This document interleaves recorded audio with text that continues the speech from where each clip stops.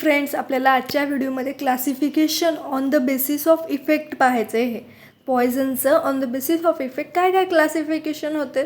सगळ्यात पहिला आहे कोरोजिव्ह, नंतर इरिटंट्स अँड देन न्यूरोटॉक्सिक. तर ह्यामध्ये कोरोजिव्हमध्ये याची परत 4 टाईप्स पडतात: mineral acids, organic acids, vegetable acid, concentrated acids. आणि याचे एक्झाम्पल्स तुम्हाला इथेच दिले आहेत.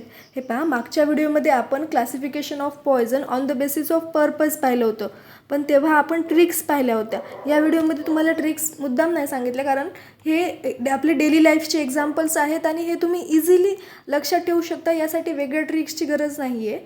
जर तुम्हाला आवश्यक वाटत असतील तर तुम्ही बनवू शकता आणि अवेलेबल पण आहे दुसरीकडे. तर पाहू, हे पर्पजच्या बेसिसवरच्या ट्रिक्स तुम्ही अवश्य करा, त्या तुम्हाला मागच्या व्हिडिओमध्ये सांगितलेल्याच आहेत. तर पहा, मिनरल ॲसिड.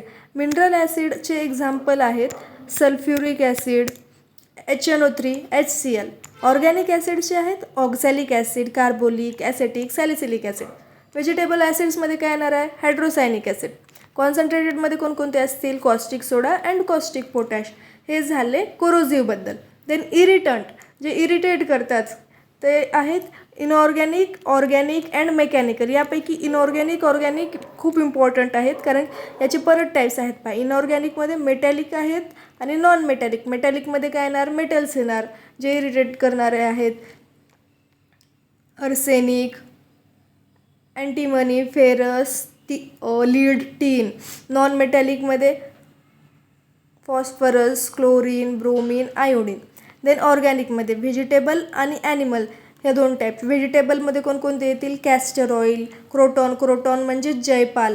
देन कॅलोट्रॉपिस. ॲनिमलमध्ये कोणकोणते असतील? Cantharides and snake.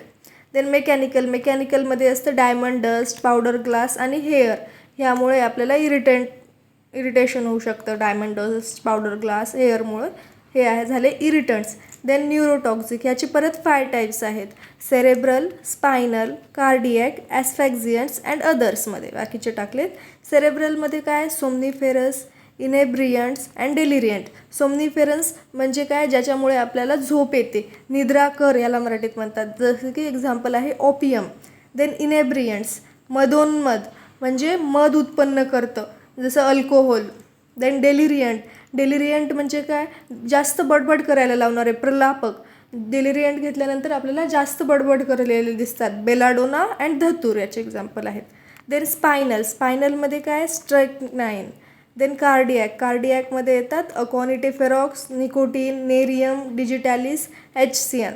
Then asphyxiant. हे मेनली गॅसेसच्या फॉर्ममध्ये असतात: sulphuric acid, carbon dioxide, carbon monoxide, KCN, coal gas. हे झाले.